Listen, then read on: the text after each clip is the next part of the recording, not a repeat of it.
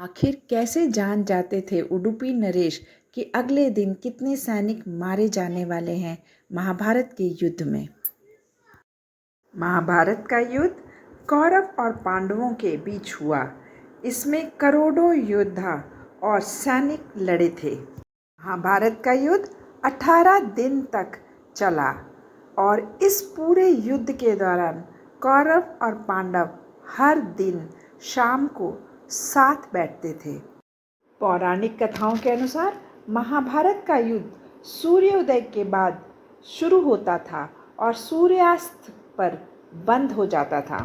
सूर्यास्त के बाद कौरवों और पांडवों समेत उनकी सेना एक जगह पर बैठती थी, क्योंकि कौरवों और पांडवों समेत उनकी सेना के लिए भोजन एक जगह ही बनता था।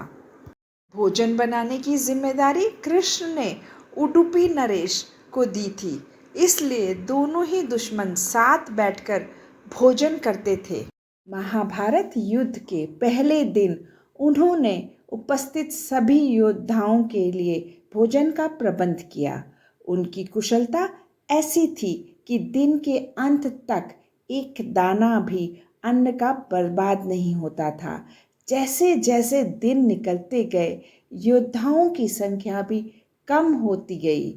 दोनों ओर के योद्धा ये देखकर हैरान रह जाते थे। हर दिन के अंत तक उडुपी नरेश केवल उतने लोगों का भोजन बनवाते थे जितने वास्तव में उपस्थित रहते थे। किसी को समझ नहीं आ रहा था कि आखिर उन्हें यह कैसे पता चल जाता है कि आज कितने योद्धा मृत्यु को प्राप्त होंगे, ताकि उस आधार पर भोजन की व्यवस्था करवा सके।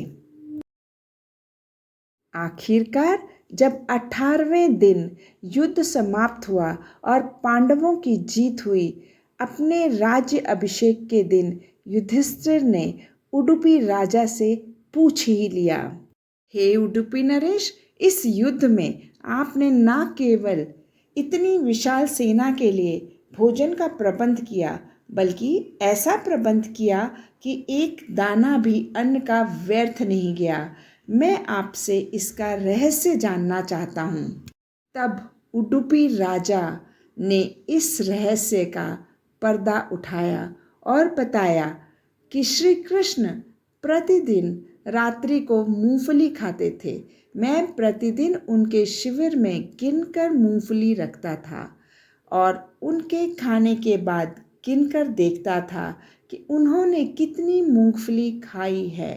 वे जितनी मूंगफली खाते, उसके ठीक 1000 गुना सैनिक अगले दिन युद्ध में मारे जाते थे। यदि वे 50 मूंगफलियां खाते थे तो मैं समझ जाता था कि अगले दिन 50,000 सैनिक युद्ध में मारे जाएंगे। उसी के अनुसार मैं अगले दिन भोजन कम बनाता था।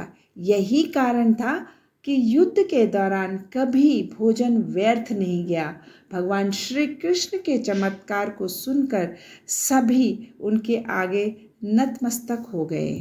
अगर आपको ये पौराणिक कहानी अच्छी लगी हो तो लाइक और सब्सक्राइब करें।